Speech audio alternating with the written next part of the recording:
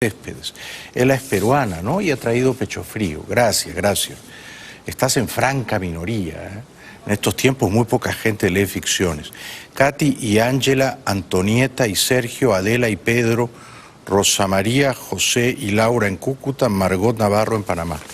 Gracias a todos por vernos. Bueno, yo todavía estoy muy afectado por la muerte trágica, el suicidio repentino de Alan García, 2 veces presidente del Perú, que fue largamente mi enemigo y que al final fue también brevemente mi amigo, o cuando menos mi aliado. Firmamos una alianza de mínima cordialidad, una suerte de pacto de no agresión, y olvidamos los agravios y los rencores del pasado, cosa de lo cual me felicito. Hoy se cumplieron los funerales de Alan García en Lima, en presencia de su numerosa familia. Deja 6 hijos, 2 hombres, 4 mujeres. Tuvo Alan 3 mujeres, 3 esposas o novias oficiales que lo han llorado, por supuesto, desconsoladamente, ¿no? Era un personaje gigantesco, desmesurado, ¿no? Larger than life. Y ha muerto en su ley. No quiso que lo arrastraran a un calabozo. Fue para él una cuestión de honor. Creo que él entendió el suicidio como una manera desesperada de preservar el honor, de salvar el honor, o de impedir que le mancillaran, le pisotearan el honor. Hoy en los funerales, una de sus hijas, Luciana Victoria, que nació el año 85, el mismo año en que Alan llegó al poder por primera vez en el Perú, con apenas 35 años. Luciana, que nació ese año, que tiene 33, ha de estar por cumplir 34, recordó de una manera muy conmovedora que me traspasó de dolor con un cariño y una adoración enormes a su papá. Hizo un buen trabajo Alan García como papá, porque hoy en sus funerales sus hijas y sus hijos estaban absolutamente quebrados por el dolor. Todos lo conocen como Alan, el compañero o el presidente. Nosotros como papá. Él fue con todos y cada uno de sus hijos el hombre más cariñoso, engreidor, dulce y alegre. Sus abrazos de oso hacían desaparecer penas, angustias y miedos. Y aunque sus bromas siempre fueran las mismas, no dejó un solo día sin regalarnos su risa contagiosa que nos llevaba el alma. Bueno, mis condolencias sentidas a Luciana y también, por supuesto, a Carla, a Josefina y a Gabriela. Y mi sentido pésame a su hijo Alan y a su hijo adolescente de 14 años, Federico Dantón. Todos han estado a la altura de las circunstancias, por supuesto. Todos adoran al papá que se ha quitado la vida. Alguna gente dice con ligereza que todo suicida es un cobarde, ¿no? Que el suicida huye, se escapa, no tiene coraje para enfrentar la adversidad. Yo no lo veo así. Yo, que recuerdo a Mishima o a Bangkok o a Hemingway, pienso que el suicidio es un acto desesperado de coraje y hasta de heroísmo, ¿no? Y es también una rebeldía, una forma de protesta, ¿no? Y es también un ejercicio final de la libertad, de la voluntad humana. Y es quizá una liberación, ¿no? Yo no creo que todo suicidio sea un acto desesperadamente irracional. En el caso de Alan García me parece que fue un cálculo supremamente racional. Él pensó: voy a cumplir el próximo mes de mayo 70 años, me van a encerrar en un calabozo, sea culpable o inocente, de eso prefiero no hablar aquí ahora. El resto de mi vida voy a morir en prisión, y esa no es una vida que yo quiero vivir, esa es una vida indigna de ser vivida, así es que decido libremente prescindir de esa vida pesarosa, misérrima, que mis enemigos me quieren imponer. Me libero de ese calvario y viajo a un lugar mejor, porque además él era creyente, él creía que había una vida en el más allá. Y el suicidio de un creyente, pienso yo, entraña más valor que el de un ateo, porque el ateo piensa será un dolor fugaz y luego se habrá terminado todo, seremos polvo y olvido. Pero el creyente piensa, luego tendré que rendir cuentas a Dios, y a lo mejor Dios estará enfadado porque Él es el supremo creador, nos da la vida y Él y solo Él decide cuándo se termina. O sea que yo creo que en el caso de Alan fue un suicidio por honor y fue un suicidio que entrañaba una decisión perfectamente racional, ¿no? Él no quiso dignificar a sus enemigos. Y eso queda clarísimo en la carta póstuma que escribió en la madrugada del miércoles 17 de abril y que fue leída de una manera maravillosamente viva, elocuente por su hija Luciana. En esa carta, relativamente breve, Alan dice: he cumplido la misión de mi existencia. Esa misión era llevar al partido de su padre. Cuando Alan era un niño, su padre, Carlos García, estaba en prisión. Y estaba en prisión porque era aprista. Y ser aprista en el Perú de esos años era casi ser un subversivo. El APRA era un partido clandestino, de izquierdas. Los militares y la derecha odiaban al APRA. Y Alan de niño tenía que ir a visitar a su padre en la cárcel. También quizás por eso ha preferido no pagar con carcelería. Justa o injusta es otra discusión, ¿no? Pero Alan decía: he cumplido la misión de mi existencia. He llevado al partido de mi padre al poder 2 veces y ahora no me van a arrastrar a un calabozo. Cumplí la misión de conducir el aprismo al poder en 2 ocasiones e impulsamos otra vez su fuerza social. Creo que esa fue la misión de mi existencia, teniendo raíces en la sangre de ese movimiento. Por eso, y por los contratiempos del poder, nuestros adversarios optaron por la estrategia de criminalizarme durante más de 30 años. Pero jamás encontraron nada y los derroté nuevamente, porque nunca encontrarán más que sus especulaciones y frustraciones. En este tiempo de rumores y odios repetidos que las mayorías creen verdad, he visto cómo se utilizan los procedimientos para humillar o vejar y no para encontrar verdades. Por muchos años me situé por sobre los insultos, me defendí y el homenaje de mis enemigos fue argumentar que Alan García era suficientemente inteligente como para que ellos no pudieran probar sus calumnias. Bueno, yo creo que no es posible pasar por la política sin salir enlodado, enfangado. No es posible, al menos en nuestros países bárbaros de América Latina, ¿no? La política es una guerra desalmada, es una guerra sin cuartel. Tú llegas al poder, tú ocupas una silla, las glorias son efímeras, temporales, eres un rehén de los ciudadanos que han votado por ti, pierdes enormes cuotas de libertad. Esos mismos ciudadanos que han votado por ti pasarán los meses y quizás brevemente los años y luego ya no te querrán, ¿eh? Te odiarán, te culparán de que tú no les hayas mejorado la vida, de que sus vidas sigan siendo grises, chatas, anodinas. Y entonces el oficio del político es uno condenado a la ingratitud. Y luego, por supuesto, todos los políticos que quieren ocupar la silla en la que tú estás sentado van a tratar de derrotarte, y peor de destruirte, y peor de encarcelarte. O sea, tu miseria, tu oprobio será el triunfo de todos ellos. Y nada de eso debería sorprenderte. Y si te sorprende, más vale que no entres en política, porque ignoras la esencia misma de ese oficio tan cruel.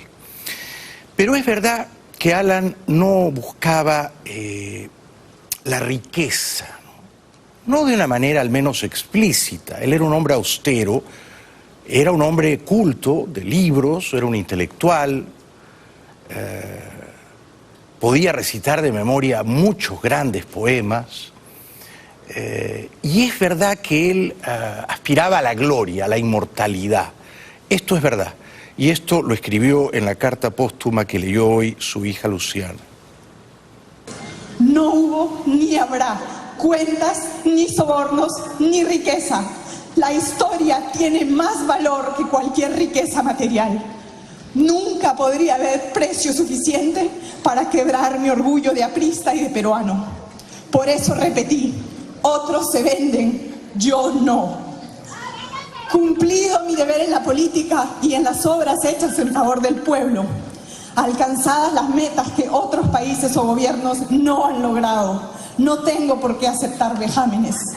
He visto a otros desfilar esposados, guardando su miserable existencia, pero Alan García no tiene por qué sufrir esas injusticias y circos.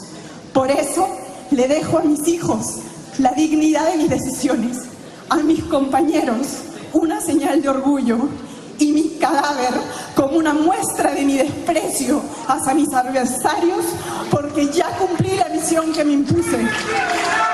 Que Dios, al que voy con dignidad, proteja a los de buen corazón y a los más humildes. Es tremenda esa frase, ¿no? Y dejo mi cadáver como una muestra de desprecio a mis adversarios, ¿no? Tremendo. Y él les había dicho a sus amigos y confidentes, si vienen a arrestarme, yo me pego un tiro. Tengo la pistola Colt. No van a verme nunca esposado. No me verán confinado en un calabozo. Es decir, para él era una cuestión de honor, ¿verdad?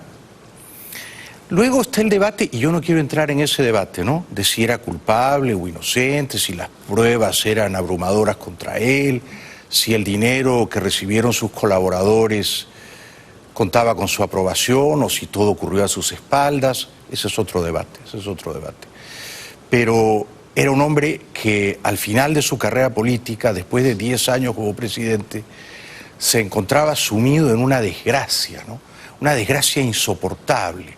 Y esa desgracia era que en el tribunal de la opinión pública, 8 de cada 10 peruanos o 9 de cada 10 peruanos ya lo había condenado y lo creía culpable, corrupto, varias veces sobornado. Entonces, me parece que eso para él era también un deshonor insoportable. Y a ese deshonor, sumada a la deshonra de ir a la cárcel, todo eso precipitó claramente su suicidio, ¿no? Hay suicidios por penas de amor, por ruinas económicas, por enfermedades terminales, y todos ellos son, me parece a mí, muy respetables. Yo siempre he sido un admirador de los suicidas, ¿no? Porque me parece el acto final, redentor, ¿no? Liberador de la libertad. Es el ejercicio de la libertad hasta las últimas consecuencias. Yo gobierno mi cuerpo y mi espíritu hasta el final, no ellos los que vienen a esposarme. Yo, aquí mando yo, ¿verdad? Y ese fue el gesto final, un gesto además político, ¿no?, de Alan García. El suicidio es un gesto político, de teatralidad política, porque en cierto modo te redime de tu fracaso y abrazas la muerte con honor, como el harakiri, ¿no? Abrazas la muerte con honor. Y entonces quedas como un mártir, ¿no?, a los ojos de tus partidarios, a los ojos de quienes dudaban de tu inocencia, ¿no? O sea que es un gran gesto político. Habla el hijo menor de Alan, Federico Dantón. Y lo que creo que él hubiera querido, y lo que yo quiero, es que nosotros como partido no le demos el gusto a nadie, y estemos más unidos que nunca. Hoy nos dejó alguien que ha sido líder del APRA por casi 30 años, alguien que nos ha enseñado a todos, alguien que considero un maestro eterno y que siempre nos acompañará. Bueno, Federico tiene 14 años, nació aquí en 2005 en Miami. En ese momento Alan estaba casado con Pilar Nores, argentina, cordobesa, que le dio 4 hijos, 3 mujeres y un varón. Y Alan tenía una relación encubierta con la mamá de Federico. Al final todo se supo y Alan eligió la pasión amorosa con Roxana, la mamá de Federico. Bueno, este es otro momento en el que Federico Dantón, con bastante aplomo para sus precoces 14 años, dice: mi padre no se mató. Todos sabemos quién lo mató. Alude, por supuesto, a los fiscales, a los jueces y tal vez también al gobierno peruano, todos los cuales veían con gran impaciencia que Alan García fuera a un calabozo. No estuvieron dispuestos a perdonarle siquiera la Semana Santa.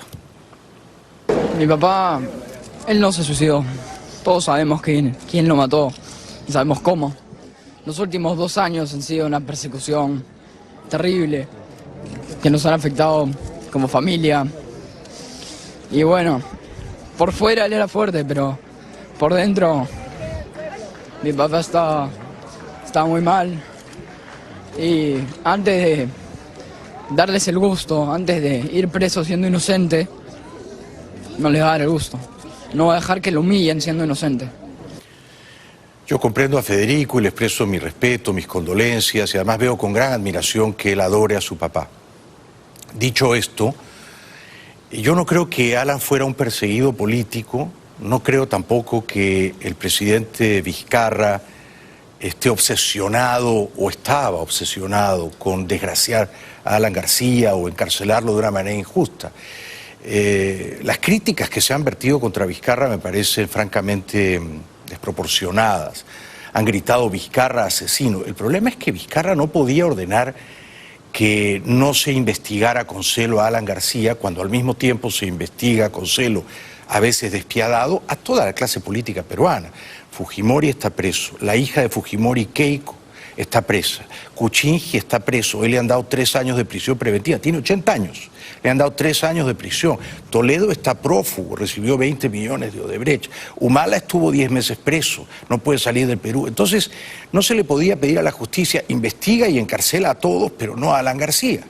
Si Alan García había estado en el poder y algunos de sus colaboradores habían recibido millones de dólares de Odebrecht, me parece que él tenía que entender, por contrariada que fuera su suerte, que la justicia tenía que investigar hasta el final, ¿no? Bueno, para evitar eso y para protegerse, para mudarse a Uruguay, él en diciembre pasado se había refugiado en la Embajada de Uruguay en Lima y había pedido asilo. El presidente de Uruguay, Tabaré Vázquez, se lo negó, que fue también un tremendo revés para Alan, ¿no?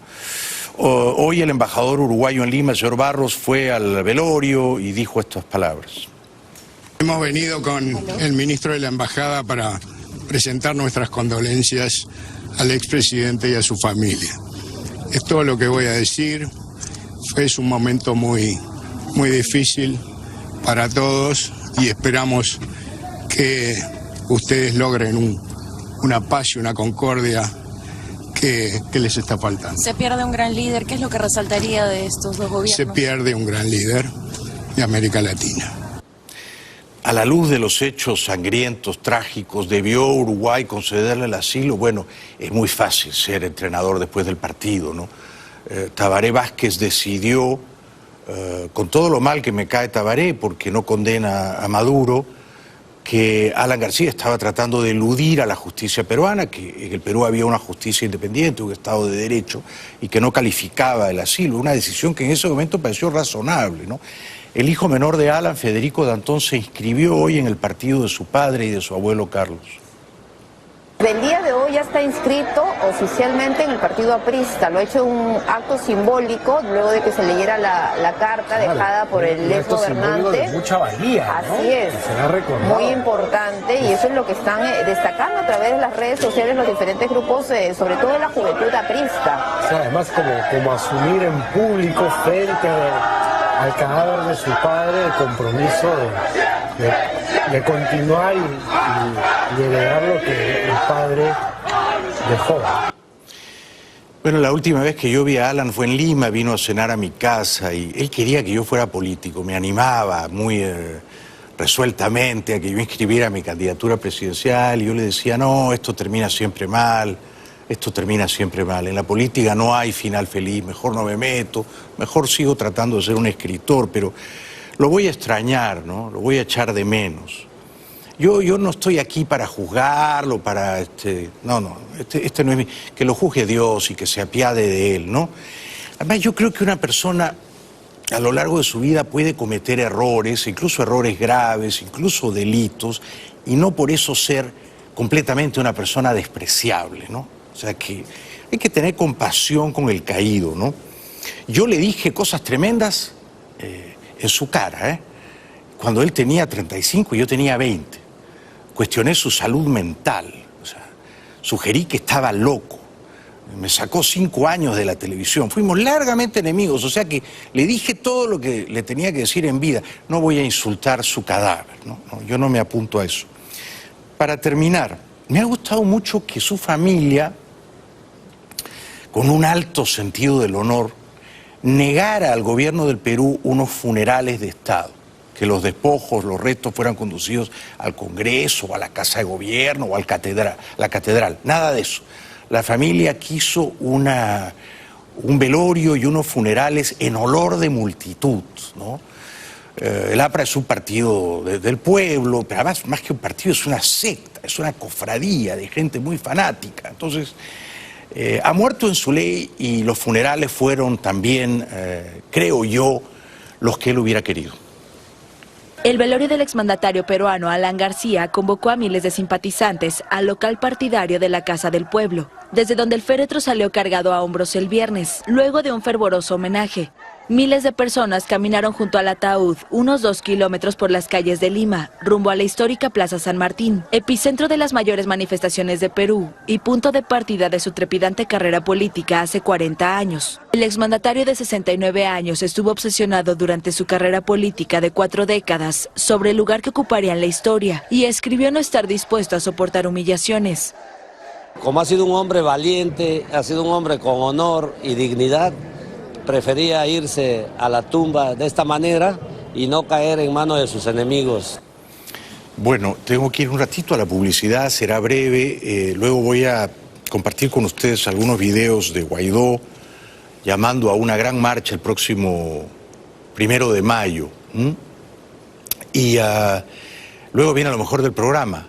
Un genial comediante venezolano, el profesor Briceño, está en Miami, mañana va a dar un stand-up comedy en el Teatro Trail, no se lo pierdan.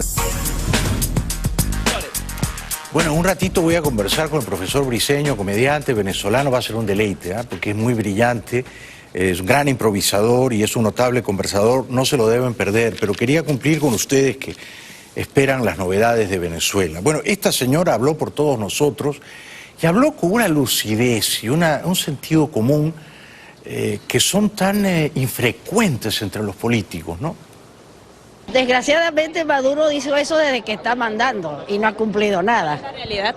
La realidad es completamente distinta, todas son mentiras. Él dice algo para mantenerse en el poder, pero ¿cuáles son los hechos? Ninguno, cada vez vivimos peor, cada vez se muere más gente por falta de medicina, cada vez salimos menos a la calle por miedo a la inseguridad. Entonces yo pienso que todo lo que él diga será para tratar de alargar su estadía en Miraflores, que pienso que pronto, con el favor de Dios y todos nosotros los venezolanos, vamos a lograr el cese de la usurpación. Brillante, brillante. No podría haberlo descrito mejor. Y comparto su optimismo. Sigue igualmente optimista el presidente Guaidó. ¿A quién va dirigido también esta exigencia? Porque ya sabemos que a Maduro ni el régimen no tienen nada que dar. Primero las Fuerzas Armadas, y ustedes lo saben, que acompañen el legítimo petitorio de un pueblo que necesita, que quiere, que exige, que demanda vivir. Ya no sobrevivir ni subsistir, por Dios, sino vivir. Y saben cómo viven su familia. El presidente Guaidó dijo que el 1 de mayo, me parece que cae miércoles, habrá una gran marcha en todo el país. El próximo 1 de mayo, a la marcha más grande que va a haber en la historia de Venezuela. A exigir por el cese definitivo de la usurpación en Venezuela, a exigir de una vez por todas, porque se termine esta tragedia que vive Venezuela. Y por si acaso no escuchan al pueblo que dice no quiere más mando porque no lo hay, nos tendrán que escuchar en todas las calles del país exigiendo basta ya, viene el futuro, construyamos la transición. Me parece que luego se refrenó. Iba a decir cuál era el destino final de la marcha en Caracas y no quiso decirlo.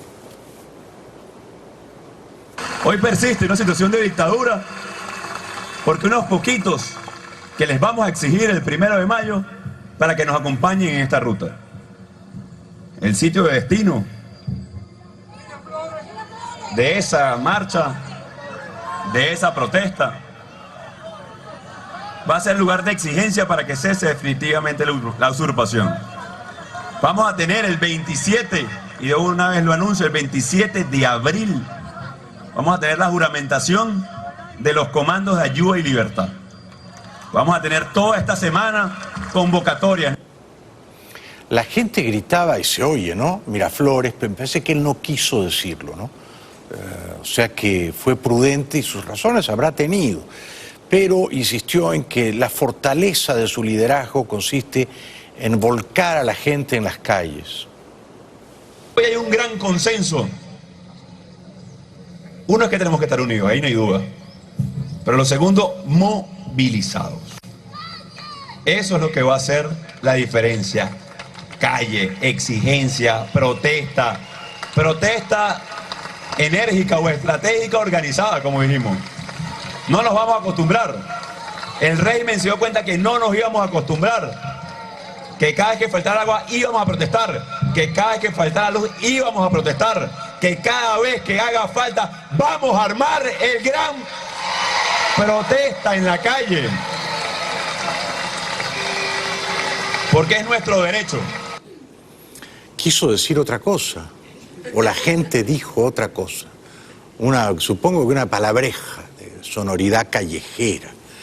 Que a veces es bueno que los políticos digan palabrejas también, ¿eh? Me parece. Yo sigo viéndolo bien a Guaidó, me parece. Esta es mi percepción, ¿no? Cada uno tiene su versión subjetiva y atrabiliaria de las cosas. Alguna gente dice que no, que ya pasó su momento, que ya la gente no confía tanto en él, que su popularidad se ha erosionado. Yo no comparto esa visión. Yo sigo viéndolo bien. La Cruz Roja, entre tanto, reparte pastillas de cloro para que se disuelvan en agua y la hagan potable. Es una ayuda, una gran ayuda para nosotros, para todos. Estamos necesitando muchas ayudas como esta, entre otras muchísimas. Y la entrega de estos envases es muy importante y es muy beneficioso para nosotros porque tenemos cómo recoger el agua. Nos dieron una charla muy bonita, cómo utilizar el agua. Aquí fue muy rápido, yo llegué fueron 15 minutos. Es terrible, ¿no? Es desolador que una mujer de avanzada edad como ella tenga que hacer esfuerzos sobrehumanos para conseguir agua potable. Más imágenes de una voluntaria de la Cruz Roja dando instrucciones de cómo usar correctamente las pastillas de cloro.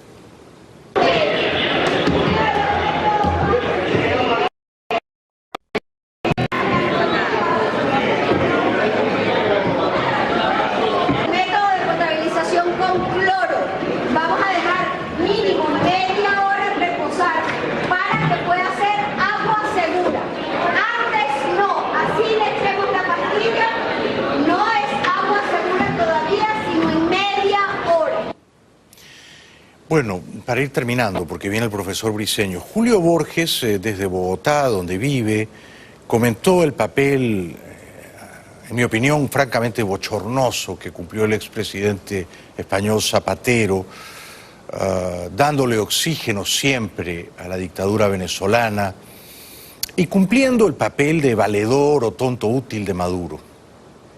Zapatero tuvo una gran oportunidad porque logramos tener un espacio previo a unas elecciones presidenciales, que era la gran meta, tener elecciones presidenciales libres hace un año, en mayo del 2018.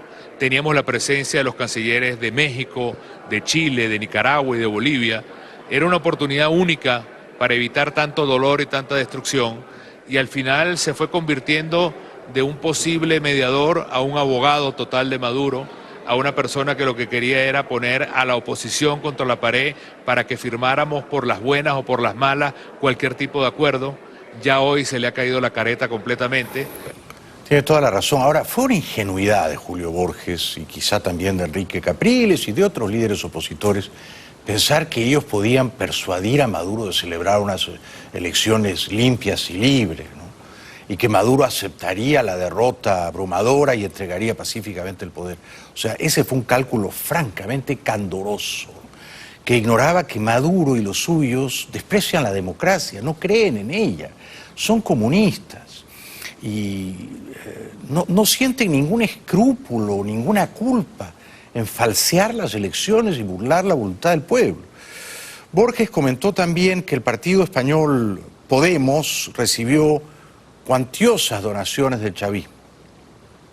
Y en los últimos días se ha convertido en noticia la aparición de materiales que antes estaban secretos sobre lo que fue el financiamiento de Podemos en sus orígenes, lo que fue el financiamiento de fundaciones ligadas al origen de Podemos, el financiamiento que ha tenido personajes como Monedero, que fueron génesis de Podemos, la misma presencia de Zapatero en Venezuela, hoy que es el gran abogado del madurismo en Venezuela.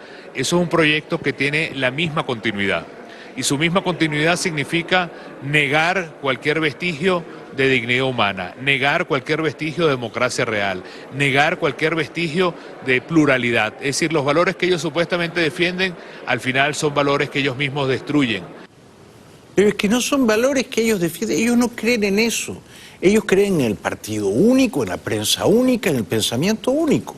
Como los cubanos, ellos no creen en la democracia, en un parlamento opositor, en una prensa libre, no creen en nada de eso. Todas esas cosas a ellos, que son comunistas profesionales o criminales profesionales que fingen ser comunistas, les parecen cosas afectadas, afeminadas, ¿no? De burguesitos. No, ellos no creen en eso. Y Borges luego se escandaliza de que los chicos malos de Podemos, que tampoco creen en la democracia, aunque son grandes simuladores, grandes impostores, aliados con Pedro Sánchez, el socialista, traten de manejar de una manera autoritaria la televisión española. Manera como se está manejando algunas instituciones en España, siendo concreto, el mismo debate que hay sobre la televisión española, es un debate en el cual muestra cómo apenas ellos tienen una cuota de poder, lo que tratan es de imponer el pensamiento único, negar el derecho y la pluralidad de los otros, y en el mismo caso de Venezuela, hacer que el Estado se convierta en la única verdad, en el único manejo, en la única posibilidad de lo que significan los derechos políticos, y España en este sentido tiene que tener mucho cuidado y verse en el espejo de lo que la propia Venezuela alimentó, que es un movimiento como Podemos. Bueno, en España hay elecciones generales no este domingo, pero el siguiente, el 28 de abril, y estaremos informando muy atentamente. Publicidad y luego el genial profesor Briceño, un gran, muy talentoso comediante venezolano. No se lo pierdan, vamos con él hasta el final del programa. Ya volvemos.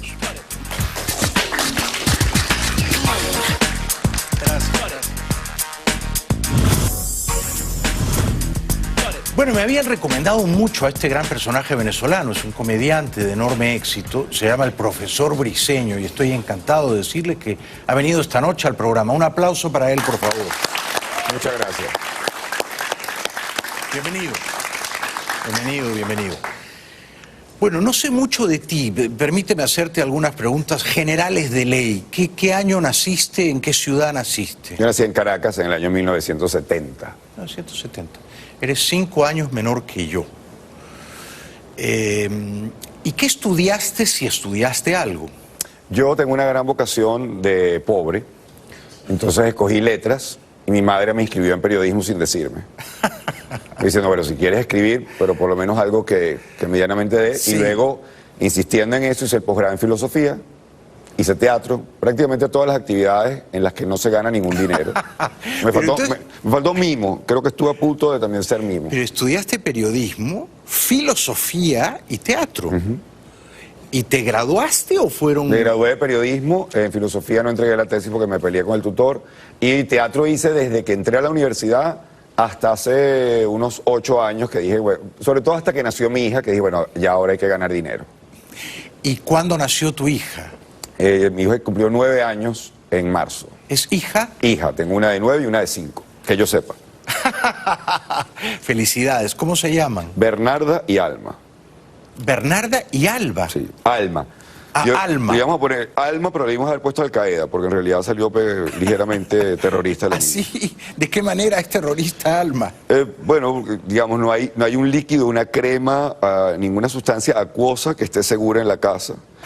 Mi mujer se estaba haciendo un tratamiento con pastillas anticonceptivas que son bastante difíciles de conseguir en Venezuela. Sí.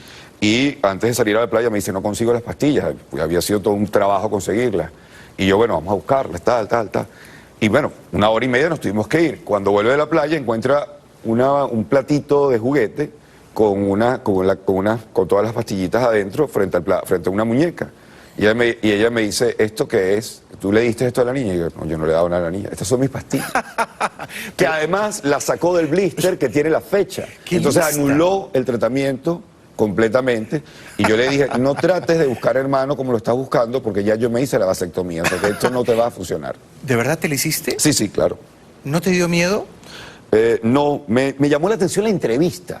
¿Cómo fue? La entrevista es muy curiosa porque te miran a los ojos y dicen, ¿estás seguro que quieres hacerlo? Y yo le digo, hermano, usted me introdujo el dedo en el ano hace 2 semanas y usted no estaba tan serio en ese momento. Claro, ¿por qué ahora me incrimina así? Y entonces te dicen, no, yo estoy absolutamente seguro. Y él me dice, no, quiero que entiendas la cantidad de personas que vienen 15 años después aquí. Y se arrepienten. Y vienen con una muchachita para que yo les pegue los tubos otra vez.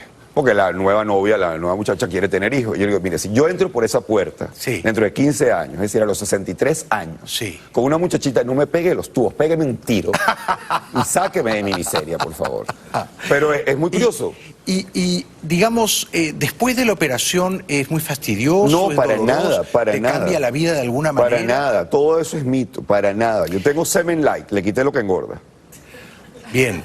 ¿Y cuando terminas igual de bien, igual de rico, el mismo placer? Perfectamente. Todo esos mitos lo hemos generado los hombres porque somos unos vagos para entrar a un consultorio. Exactamente. Porque la operación de la vasectomía es sumamente sencilla. Es como cambiar un cable en este techo. Uno levanta una lámina, pega un cable.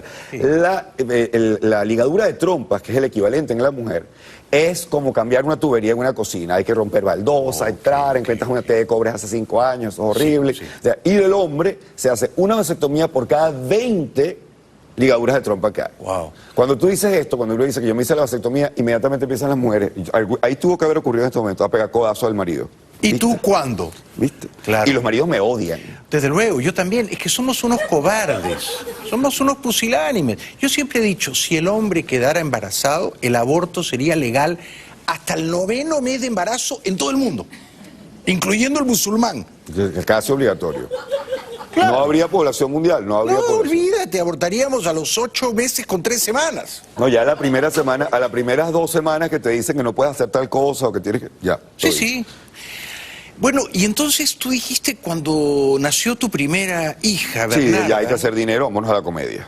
¿Y lo lograste? O sea, empecé con Josh Harris, yo, Rafael Guzmán y Led Varela.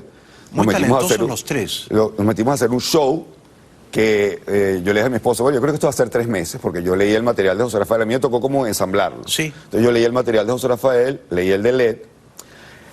Josh Harris iba a comenzar con nosotros, pero le dieron el permiso, le empezaron a dar su proceso migratorio aquí, entonces no podía devolverse. Okay. Y como el show se iba a llamar Mi País, Tu País, que es el nombre de una canción popular venezolana muy conocida, yo dije, pero ya va, ¿qué más nacional? Y estamos hablando hace 10 años, ¿qué más país que uno de los comediantes ya esté fuera del país? En la segunda ciudad más importante de Venezuela, que es Miami. Entonces lo metimos por Skype, en unas grabaciones, no estaba en vivo, y yo cuando lo leí, yo dije, mi amor, con lo que va a decir José Rafael y Led Varela, esto va a durar 3 meses. Yo voy a estar de vuelta en la universidad siendo investigador y esto no va a funcionar. Prepárate, estuvimos 3 años con ese montaje y lo cerramos en el aula magna con 2.500 personas de público. Bueno, mira, es que yo no sé si tú, pero yo creo en el mercado. Uno al final del día está donde el mercado, o sea, la gente, o sea, el consumidor, te instala. Bueno, es poco lo que se vive en Venezuela con el tema de cada vez que tratas de hacer una reforma económica, cada vez que haces una reforma económica en contra del mercado, es divertidísimo ver como que, pero ¿por qué hay alguien que todavía cree que puede ir a contrapelo del mercado? Claro, contra la mano invisible del mercado. Yo he tratado la vida entera de ser un escritor, la vida entera. Y el mercado me dice, no te compramos tanto como escritor, te compramos en la televisión. Y uno está sentado en la televisión. Toda la vida he querido decir cosas y entendí muy tarde en la vida que ser famoso para ser escuchado. Sí, claro. Antes que escuchado. Bueno, Sabater, gran filósofo español, lo dice, yo no soy un gran filósofo. Es decir, hay cientos de libros que pueden leer, mucho mejores que los míos, pero tengo el factor fama que me da la posibilidad de que sean más leídos que los que deberían ser leídos. Exacto. Hay una mosca aquí, ¿la ves? Aquí en la mesa, aquí. Vino, aquí. ya la vi. ¿La mato o no la mato? ¿Algún budista en la sala No la mato. que vaya a sufrir si matamos la mosca? Me gusta, no la mato. Mira, mi primer instinto antes, mi instinto bárbaro hubiera sido aplastarla con mi libro. Darle alguna utilidad a mi libro. Pero he aprendido... El peso de las palabras que llaman.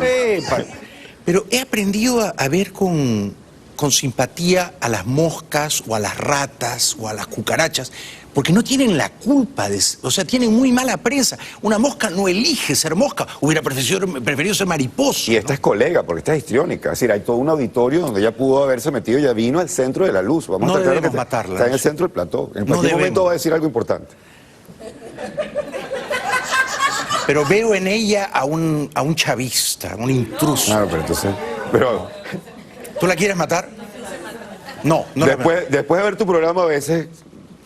Sí, podría haber sido mi reacción. A veces me pongo pistolero. Sí. Tú tienes... mi padre era pistolero. En casa tenía un arsenal. No una pistola, un arsenal. ¿Tú tienes armas de fuego en tu casa? Digamos, legalmente no. Pero Eso es una gran respuesta. Mi madre fue ministro en una época y cuando se abrió la fábrica de armas en Venezuela le regalaron la primera pistola que salió de la fábrica. El ministro de Defensa la repartió como si fuera un regalo divertido. Sí. Y lo primero que hizo es que yo tenía, creo que 13 o 14 años. Me dijo, quédatela tú, porque tu papá va a hacer una locura con ella. Y mi papá tenía la suya. Mi papá sacaba el revólver cuando alguien no se movía en el semáforo. Así que creo que nunca le... Pero cuando el perro del vecino... Mi padre viajaba mucho por el país, llegaba después de 10 horas de carretera. Si el perro del vecino ladraba mucho, le pegaba tiros a la puerta del perro del vecino. No, estás hablando de mi papá, como no fueron amigos, tu papá y mi papá. Yo nunca he pensado de que es la solución a nada, pero a veces es parte de la solución a algo. Yo tengo 2 pistolas en mi casa con la caja fuerte. Nunca se sabe, ¿no? Nunca se sabe. Cuando uno tiene tantos enemigos. Me ha gustado que tú y yo refrenemos el instinto bárbaro y respetemos la vida de una mosca, ¿no? Sin el respeto a la vida. Lo que pasa es que está la mosca, pero si tú estuvieras, por ejemplo, en Venezuela, esa mosca podría tener viruela, dengue, chikungunya, entonces, y tú no tienes el tratamiento, entonces en ese momento se te acaba el budismo y dice, vamos a matar a la mosca porque uno no sabe qué es. Esto puede terminar costándonos pedir una cosa que tienen que traer de Cúcuta por la frontera para que nos podamos tomar un medicamento. Tal cual. Aquí es más fácil ser budista. Ser budista. Regresamos después de la pausa. Por cierto, va a estar mañana en el Teatro Traila y como ven, es un notable humorista, es un genial comediante. No se pierdan su show. El show se titula Cómico. Ahí está el afiche. Mañana, 8 p.m., Teatro Trail. Regresamos con el profesor Briceño después de la pausa. Gracias. Bienvenidos de vuelta al programa. Estamos conversando con el gran profesor Briceño, un genial humorista venezolano. Mañana, sábado 20 de abril, da un espectáculo en el Teatro Trail, 8 de la noche. ¿Te has presentado antes en ese teatro? Sí, nos presentamos allí con Mi País, Tu País, obviamente. Luego me presenté con el espectáculo mío, Briceño lo cuenta todo. No recuerdo si trajimos Briceño Stand-Up Comedy. Sí, trajimos Briceño Stand-Up Comedy hace como un año. O sea que tú ya has conquistado Miami bastante. Se hace lo que se puede. Sí. Pero como te digo, la segunda ciudad más importante de Venezuela, hay público venezolano. ¿Y cómo no habías venido antes aquí? ¿Cómo yo no me había Había venido con José Rafael Guzmán antes de la última entrevista que hiciste con José Rafael. Cuando vinimos con Mi País, Tu País, nos entrevistaste. Lo que pasa es que ese día creo que alguien te mencionó que yo había sido profesor de Reinas de Belleza y tú hiciste como que, ok, no me interesa el tema y... No, me porté mal contigo, lo siento. No, para nada, sino, digamos, te centraste en el show y en lo que estábamos nosotros hablando en ese momento. ¿Y qué les enseñabas a las reinas de belleza? Oratoria. Oratoria, oh. Tengo 3 Miss Universo en el cinturón. O sea, les dabas tu micrófono para que le hablaran. Les daba el truco. Yo entré pensando que iba a dar algo oral, pero era otra cosa. No. Yo creo que lo básico que es enseñarles que lo que tú estabas comentando sobre Guaidó, es decir, la franqueza es la única herramienta que es irrebatible cuando estás hablando. Sí, exacto. Entonces, el error que cometen ellas y que comete mucha gente en medios y en política, tú lo sabrás hasta mejor que yo, es inventar algo que no tienes todavía en la mano, que no es tuyo, pero alguien te dijo, el truco es habla de esto, o el truco es al otro. Sí. Y yo creo que en esto no hay trucos. Entonces, cuando empiezan a confiar en lo que tienen y asumen que lo que tienen es lo que tienen, no inventan una vida que no han tenido. Exacto. La mejor escuela oratoria es no tener miedo de ser tú mismo. Y si eres un poco inculto o un poco ignorante, no importa, sé tú mismo. Omel Sousa, un tipo que ha dicho frente a las cámaras, o sea, ¿cuál es el último libro que ha leído? Y él le dice, yo no leo nada. Yo no leo absolutamente nada, me fastidia leer. Cualquiera diría, no, uno tiene que ser que lee la prensa o que lea una novela. Acuérdate de García Márquez, o sea, cualquier truco imbécil. Claro. Digo, ¿pero qué tiene malo? A ellas le digo, cuando usted le pregunte cuál fue el último libro que leyó, digo, a mí no me gusta leer. A mí me gusta el cine. Y la última película que vi fue, es decir, tú puedes que no tengas una película, un libro, perdón, pero tienes una película. Es así. ¿Y alguna vez te enamoraste de una reina de belleza? ¿Eres enamoradizo? No, porque en el ambiente, o sea, digamos, cuando uno trabaja, yo vengo de dar clases en comunicación social durante muchos años y las mujeres en comunicación social también son muy bellas. Son muy guapas, claro. Entonces, uno aprende primero a tomar distancia y llegaba un momento en que además uno se metía a lo que llamo yo el gen gay. Yo no soy gay, pero tengo la nacionalidad porque trabajé 8 años con Omel. Me dio el pasaporte. Y aprendes a mirarlas... va a sonar horrible, como un caballo de carrera. Es decir, tiene estas virtudes, tiene estos defectos, es bueno en esto, es malo en esto, y trabaja, y eso es lo que garantiza el éxito. Eso no tiene nada que ver con las mujeres. Si tú te metes demasiado personal con un alumno, pierdes la distancia que hace falta para ver cuando están cometiendo un error. Y tú eres un profesor, no es que te haces llamar graciosamente. No, yo llegué a la comedia y todo el mundo me conocía como profesor Briceño en la universidad en comunicación social. Entonces todos los periodistas me conocían porque les había dado clases. Y dar clases, yo un semestre di clases en una universidad en Washington, en Georgetown, y había 2 o 3 chicas preciosas, pero en estos tiempos el profesor no puede mirar, no le puedes hacer una media sonrisa o una insinuación o decirle qué bonita estás hoy, no. Bueno, como Biden, que no podía dar un besito en la nuca. En la nuca. O sea, tienes que andar con un cuidado, ¿no? Porque si no te linchan. Sí, pero también es lo que llaman moral signaling aquí, ¿no? Es la señalización moral, que tú para sentirte bien con quien tú eres, criticas cualquier defecto moral del otro y se han convertido en defectos morales. Bueno, lo de Biden era ridículo. Sí, totalmente. O sea, lo de Biden en un país donde el presidente viene de unas elecciones donde escuchamos en una grabación decir que agarraba a las mujeres por su órgano y tal, donde hemos visto los escándalos de un tipo, bueno, Bill Cosby, etcétera, etcétera. Acaba de salir el documental terrible de Michael Jackson, que a un hombre lo esté juzgando porque le daba un besito detrás de la cabeza, y a las mismas mujeres cuando la entrevistaban, ellas ni siquiera entendían muy bien de que ellos, bueno, no, sí, fue como algo incómodo, pero, o sea... Un disparate. Yo lo que quería era que me besaran en la boca, yo no sé qué querían decir esas mujeres, pero... pero estamos en una época en la que hay que tener demasiado cuidado. Sí, muchísimo. ¿Y cómo conociste a tu mujer? ¿A qué se dedica ella? ¿Cómo se llama? Mi mujer y yo somos bastante distintos, ella cree en los signos astrales, yo creo en los signos de puntuación. Nosotros fuimos novios una época, ella era estudiante, fue alumna mía, pero después de ser alumna mía, fue compañera mía en teatro. Porque yo estaba comenzando, yo le llevo 3 años, y ella se había cambiado de carrera, entonces me tocó de alumna, pero inclusive fue el único año en que yo me fui para España a estudiar, o sea que le di clase como 2 meses.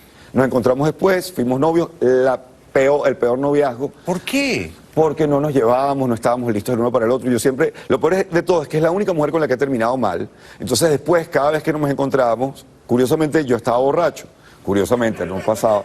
Entonces yo me arrodillaba frente a todo yo te quiero pedir perdón, porque tú eres la única mujer a la que yo he tratado mal. Con su futuro esposo, ella estuvo casada antes con otra persona, el tipo al lado, y el tipo decía, él siempre hace esto. Y dice, siempre hace esto. Y luego nos reencontramos en una obra de teatro que yo escribí, que se llamaba Queridas Psicóticas, dedicada a las mujeres, y ella vino a hacer el casting, y desde el momento que entró al casting yo dije, ay, estoy en problemas. Qué genial, o sea que actuaron juntos esa obra, Queridas Psicóticas. Bueno, yo era el productor, pero el actor principal, que se besaba con ella al final, porque ella era la que quedaba con el tipo, se enferma para el estreno. ¡No digas! Y el único que se sabe el argumento, porque soy el escritor y el director técnico, soy yo. ¿Pero se enfermó de verdad o te lo enfermaste? No, se enfermó. Una araña como... Una araña. Y entonces tú nos tocó besarnos en el escenario, llevábamos saliendo a escondidas del grupo un tiempo, pero claro, cuando todo el mundo vio el beso, y saben que yo no soy buen actor, soy buen cómico, pero no buen actor, la gente dijo, ahí está pasando algo. Entonces, ¿Y estaba pasando algo? Y estaba pasando algo, efectivamente. ¡Qué genial! O sea que no es que la realidad imitó a la ficción, es que... la obra de teatro era sobre mí y la historia mía con las mujeres, menos ese personaje que era un personaje ficticio, con quien quedaba el personaje que yo creé para proyectarme en mí mismo. ¿Y ella estaba casada todavía? No, estaba en proceso de divorcio. Sabroso porque uno estaba viviendo con una mujer casada y eso, o sea, ya estaban separados, pero los papeles no estaban firmados. Hay ese sabor de, estoy con una mujer casada, foto en selfie en Instagram, hashtag ella está casada, por supuesto. Mucho mejor. Digamos, esto de curiosamente yo estaba borracho, ¿eras alcohólico o te emborrachabas? No era alcohólico, pero sí, yo no salía, excepto en los estrenos y los cierres de temporada, porque de verdad era un workaholic del teatro. Eso sí, cuando salía un estreno o cuando venía de un cierre de temporada, bebía hasta más no poder. Claro. Pero lo tienes perfectamente para olvidar el teatro, para decir, ¿por qué sigo en esta actividad que me está chupando la vida? Porque no estoy haciendo comedia. Pero lo que tú haces es condenadamente difícil, y lo sé porque yo lo he intentado. O sea, hacer humor con un público en vivo que ha pagado para reírse contigo es diabólico, es sumamente difícil, profesor. Hay dos cosas de la comedia que son características únicas exclusivamente de la comedia. La primera es que la comedia, el de stand-up, no el teatro, aunque te parte del stand-up, es que es la única forma de arte que se ejecuta, se crea, frente al público. Sí. Es decir, tú puedes escribir una rutina de comedia, todo lo que tú quieras, y hasta que tú no la pruebas en un bar, en un local, tú no sabes nada. Claro. Entonces, esto no es como el chelista que está en un sótano ensayando y cuando ya tiene la cosa la presenta. Y lo segundo es que es la única forma de entretenimiento en la que la gente siente el derecho a ser parte de el show en el que estás, comentar y tal. Y lo tienen en cierto sentido, porque el éxito del entretenimiento es la risa. Es decir, hay una medida perfecta. En teatro la gente puede aplaudir así no hayan entendido la obra. Y te dicen la frase al final, muy interesante, la verdad es que es un gran trabajo. Pero en un monólogo de humor, el público también es parte de la creación artística, ¿no? Sí, es como torear. Sí. Solo que la gente cree que cuando yo digo la analogía de torear, me refiero a que el torero es el comediante y el toro es el público. Y yo digo, no, el toro es el silencio. Y uno juega entre el silencio y el público. Sí, el toro es el silencio. Y el capote es como uno logra hacer ese equilibrio perfecto. Como burlas en silencio. Claro, como burlas en silencio. ¿No? No me burlas en silencio sin que te mate, porque es tu herramienta. Sí. Tenemos que ir un ratito a la publicidad. Después de la pausa te voy a preguntar por qué no te has ido de Venezuela, o sea, por qué te aferras a vivir en Caracas, que me interesa mucho tu respuesta. Vayan a verlo mañana, Teatro Trail, 8 de la noche, stand-up comedy, profesor Briceño. Un aplauso para él, por favor. Gracias.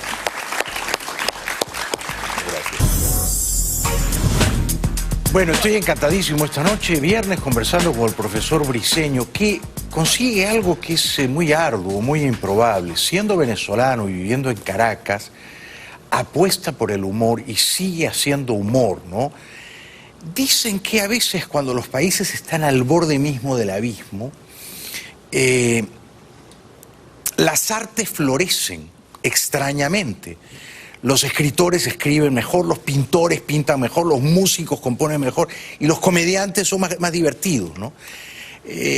Somos enfrentados con los límites. Sí. O sea, Barreratisca, lo mejor de su obra para mí está ocurriendo en los últimos textos que él ha escrito. Jacobo Borges, el pintor que está ahora en Caracas, que tiene ya una vida recorrida en el mundo y una obra con la que él podría ya simplemente retirarse, está haciendo ahora, reinventándose de una manera increíble. El humor pero nadie les dice, ay, el país cayéndose y tú pintando. Nadie. Al contrario.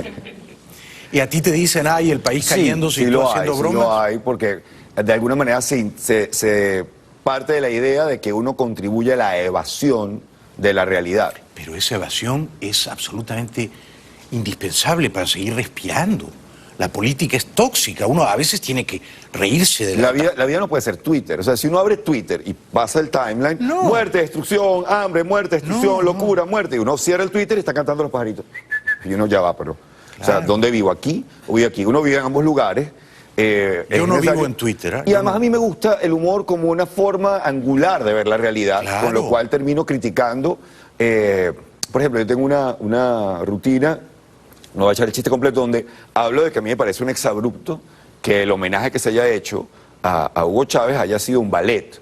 O sea, cuando se murió Chávez, hicieron un ballet, que lo pueden buscar en YouTube, de verdad. No sabía. Se llama De Arañero a Libertador, un video para la próxima semana del cual vas a disfrutar. O sea, y además una gente tratando de hacer ballet con botas militares, porque obviamente hay militares en la obra, o sea, hacer un demi-plié con bota militar ya es comedia. ¿Eso es verdad, profesor? Es verdad. Y aquí vamos al reto de uno. ¿Cómo hago yo comedia cuando la realidad es que existe. Entonces, bueno, mi punto de comedia fue, yo hubiera hecho un musical. Chávez era un tipo grandilocuente, Chávez le hubiera encantado un musical. Daba para un musical. Daba por un musical, de hecho, presento la escena final del musical, la camilla y tal. Y la gente reaccionaba al principio como, no me vas a decir que estás defendiendo a Chávez. Y luego, ahora entiendo qué es lo que estás tratando de mostrar. Claro, ¿y qué es arañero? Arañero es que él vendía unas arañitas que son un dulce. Ah, vendedor de dulces. Y él decía que era el arañero. De arañero a libertador. Qué disparate. Bueno, tuve una infancia muy tierna. Sí, sí. Y te había anunciado esta pregunta. ¿Por qué no te has ido? ¿Por qué eliges quedarte? Y sobre todo, ¿cómo es tu vida, un día normal de tu vida allá en Caracas? Bueno, Venezuela, en Caracas no hay días normales, aunque Caracas está teniendo días un poquito menos anormales que el resto del país porque han tratado de aplacarla, pues manteniendo la electricidad y el agua lo más posible.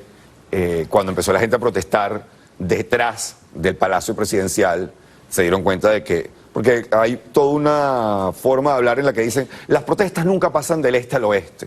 Y lo que ocurrió es que la protesta no tuvo que pasar del este al oeste, las marchas no tienen que llegar al oeste, empezaron a surgir en el oeste. Interesante. Entonces Caracas está siendo aplacada, pero ojo, dentro de esa normalidad está llegar el agua una vez a la semana, si no tienes tanque o doble tanque, es muy difícil resolver el tema del agua. Entonces, o sea, no te puedes bañar todos los días. No te puedes bañar todos los días, obviamente. No puedes tener una hija que le guste jugar con agua, o por lo menos tienes que decidir entre amarrarle las manos y que no toque los grifos. La electricidad está llegando 4 horas al día en lugares como el Zulia, y menos ahora que se cayó una línea otra vez. ¿Y en tu casa hay apagones constantemente? En mi casa hubo apagones fuertes, no ha habido apagones, pero la electricidad que está llegando con una alteración de voltaje que vives con el pánico de cuál equipo se te va a quemar. Y estoy en las buenas, o sea, estoy en las buenas porque tengo electricidad. Claro. Tengo electricidad. ¿Tienes señal de internet? Tengo señal de internet muy vacilante. Yo cuelgo un podcast en audio los martes, que se llama Que se vayan todos, y debería colgarlo en video el mismo día. Yo he pasado 6 días montando un video en YouTube de 1 hora. ¿Trabajas en tu casa? Trabajo en mi casa, trabajo en la Mega, estoy al aire todos los días en una estación juvenil de 6 a 9 de la mañana. Ah, qué bueno, qué bueno. A nivel nacional. Y está también el tema de cada vez que suspenden clases, labores, etcétera, ¿qué haces con tus hijos? ¿Y qué haces tú? Haces con tus hijos? Bueno, yo a veces me lo he llevado para la radio. La radio, de hecho, ya se ha convertido en un gran kinder porque llega todo el mundo con los niños y ya tienen una parte casi que el estacionamiento que se adueñaron ellos, son como los niños perdidos, agarraron eso. ¿Les gusta a las niñas acompañarte a la radio? Sí, claro. las dos tienen. Mi hija habla más que yo no le puedo decir nada porque cada vez que le voy a decir deja hablar, mi mujer me pela los ojos como diciendo ¿con qué moral? ¿Con qué moral le dices tú a ella? Déjala hablar. Déjala hablar. Y en esas condiciones, digamos, de franca humillación, ¿por qué eliges quedarte? Bueno, a ver, yo creo que tendría que ser un poco genético. Mi hermana Ana Teresa no se fue hasta que su marido lo sacaron de la compañía en la que trabajaba de petróleo, que era extranjera, y la compañía le dijo, mira, ya nosotros no podemos trabajar en Venezuela, si quieres venir a trabajar con nosotros. Y bueno, se fueron, pero ella aguantó, y ella estaba viviendo en Maturín, donde los apagones ya hace 10 años eran parte de la cotidianidad y el tema del agua era parte de la cotidianidad. Pero ella aguantó todo. Ella aguantó hasta que pudo. Mi hermana Mercedes también aguantó hasta que pudo. Mi hermano Héctor sí, desde pequeño, desde que vivimos en Estados Unidos, ya se había quedado un poco con una cultura más... Ojo, se casó con música llanera en Francia, pero había música llanera en una alcaldía en Francia que creo que más nunca se escuchará música llanera en esa alcaldía. Y yo he estado toda la vida en Venezuela. Mi madre, cuando terminó de trabajar para las Naciones Unidas, le ofrecieron o trabajas de secretaria general y directora de Amnistía Internacional o de la FAO. Y ella dijo, no, volvemos a Venezuela porque el país nos necesita. Entonces nos condenó. ¡Qué campeona! Sí, y llegó a ser senadora por el Distrito Federal, trabajó como ministro de Caldera en el primer gobierno. En el segundo gobierno de Caldera fue de las que estuvo en contra de la amnistía total con derechos políticos por Hugo Chávez, fue una de sus grandes molestias. Sí. O sea, tú puedes, lo que pasa es que a la gente se le olvida que todo el mundo en ese momento estaba, a favor de la amnistía. Claro. Entonces, cuando se introducía un elemento de racionalidad, porque mi madre decía, está bien, pues la amnistía, pues te va a hacer popular, está bien, pero no le des derechos políticos. Pero que no pueda ser nunca candidato a la presidencia. Exactamente, no le des derechos. Y quedaba como la aguafiesta, la odiadora. Exactamente, por gente que hoy en día supuestamente son los adalides del antichavismo. Entonces, mi familia tiene, a diferencia de muchas familias que tienen mucha migración, mi familia tiene por ambos lados por lo menos 8 generaciones, 10 generaciones en Venezuela. Mi tatarabuelo le dio a Bolívar caballos para que cruzara los Andes en la campaña admirable. Entonces uno tiene como un tema allí de entrega. Claro. Y eso que yo no soy nacionalista. A mí la palabra patria de verdad me va de rabo. O sea, me parece que es una excusa que se utiliza muchísimas veces para que la gente haga las peores cosas posibles. Pero me gusta mi país y me da rabia que alguien me saque de un lugar que me gusta. ¿Por qué te vas a ir tú? Que se vayan los malos. Es tu país. En eso estamos. ¿No? Y ya te han robado las libertades. ¿Por qué te van a robar el país entero? ¿No? Si tú lo sientes como un mandato genético y familiar, me parece genial que te quedes. Sí, y vinculándolo con la risa, Suhair Hamad, que es una poetisa siria que habla de la locura a la que quieren meter a todo el mundo cuando ella dice: yo no voy a bailar al son de la rabia, yo no voy a bailar al son de la furia, de la guerra, de la muerte. Dice: mi aliento, es la palabra final de su poema, mi aliento es más fuerte que ustedes. Y yo digo: mi risa es más fuerte que ustedes. Qué buena frase, un aplauso para el profesor. Absolutamente. Regresamos después de la pausa con el profesor Briceño. Linda esa frase. Bueno, mañana sábado el profesor Briceño va a estar en el Teatro Trail a las 8 en punto de la noche, dándonos este nuevo stand-up comedy titulado apropiadamente Cómico. Así que los invito a que lo acompañen. La sala va a estar llena de bote a bote. Además es un teatro que tiene mucho carácter y mucho encanto. ¿De qué va un poco la línea narrativa de la trama humorística? Los shows de stand-up comedy no tienen línea narrativa, pero uno no puede evitar, cuando uno viene de teatro, que haya un tema subyacente. Mi tema es que yo no lo quería llamar cómico, yo lo quería llamar distinto. El problema es que si tú dices distinto, yo le dije: mi amor, estoy pensando ponerle el show distinto. Y ella me dijo: porque va a ser cómico esta vez. Y yo: ok, está bien, no te tienes que burlar de mí.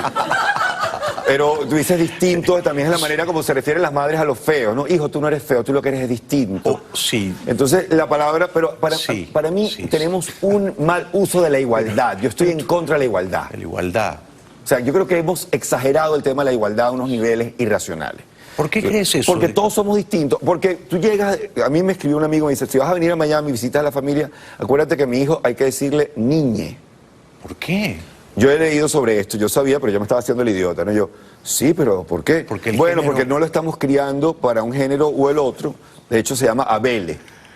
Y yo sé por dónde va, pero yo me hago el idiota. Digo: pero él ha dado algunas señales, es decir, se empezó a poner ropa de mujer, con los comportamientos. Ojo, que si lo hace, yo soy el primero que abogo por acompañar su cambio desde el principio.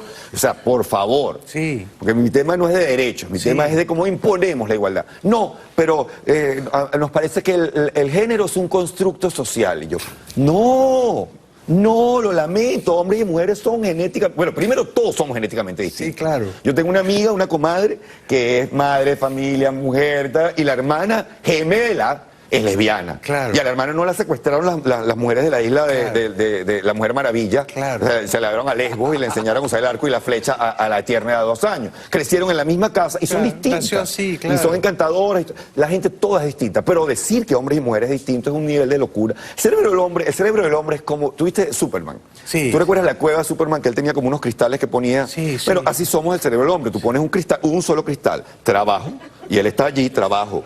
Mira que los niños, ya va. Los niños. Y si tú estás hablando con él mientras él tiene puesto el cristal de trabajo de los niños, él no escuchó nada. Él no escuchó nada. La mujer no, la mujer te discute por algo y nunca te está discutiendo por lo que te está discutiendo. O sea, el plato que lavaste mal en realidad es que no te la cogiste bien. Siempre es como un chicle, es como una pelota de goma que rebota aquí, luego llega acá, me pega en el ojo, luego le da a tu hermana.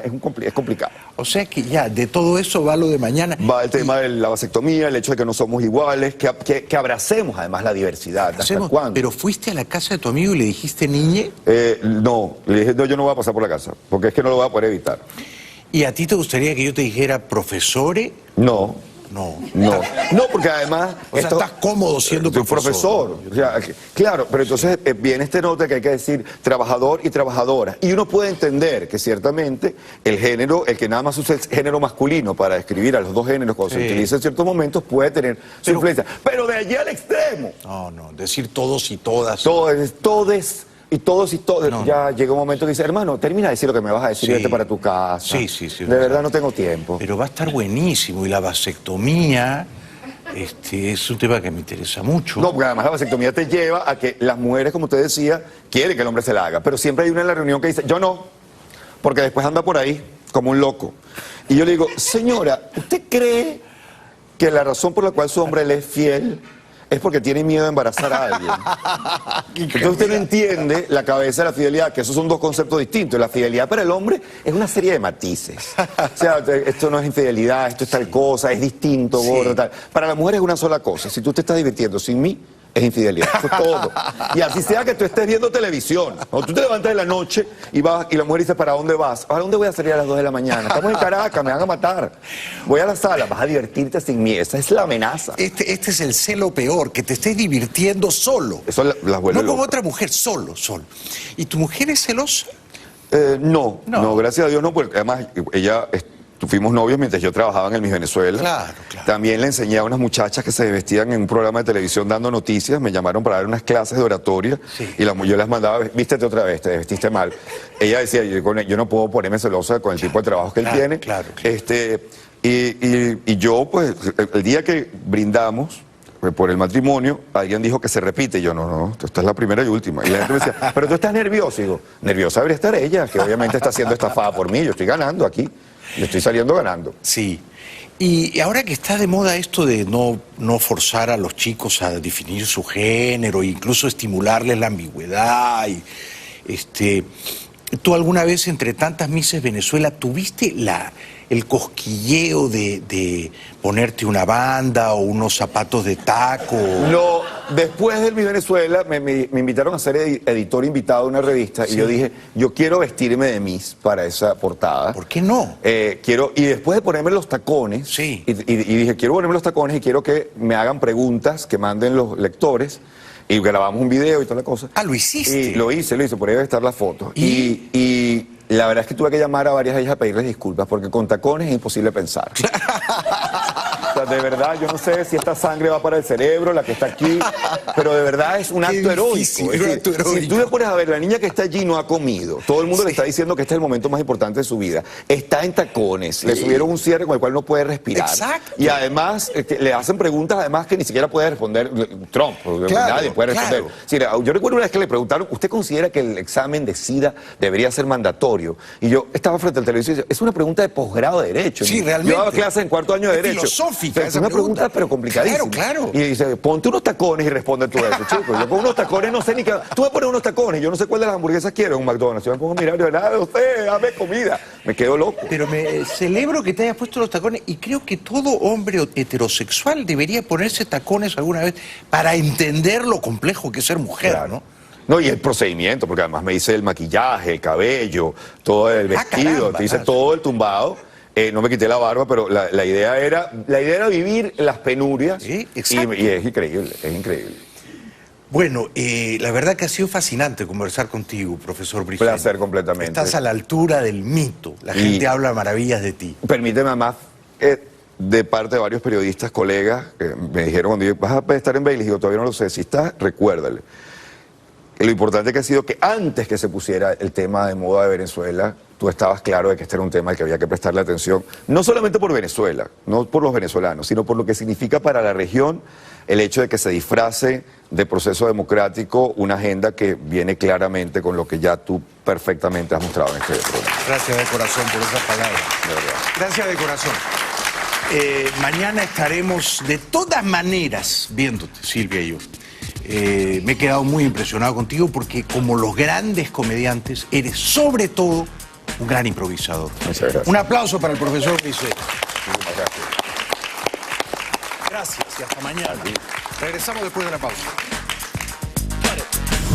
Bueno, para terminar, les recuerdo que el domingo 5 de mayo voy a estar en Bogotá, en la Feria del Libro de Bogotá, por la tardecita, por supuesto, ¿no? Presentando mi más reciente novela en clave de humor titulada Pecho Frío. Los espero. Y el sábado 15 de junio voy a estar en la Feria del Libro de Madrid, en el Parque del Retiro, tan lindo, presentando también Pecho Frío con esta portada. Hay muchísimos peruanos, colombianos, venezolanos que viven en Madrid y los invito a que me acompañen esa tarde, el sábado 15 de junio, a la Feria del Libro del Retiro. Gracias por hoy, gracias a toda la gente tan linda, tan cariñosa que vino esta noche aquí al estudio. Entre todos hemos salvado la vida de una mosca. Me siento orgulloso de eso. Gracias, buenas noches, hasta mañana.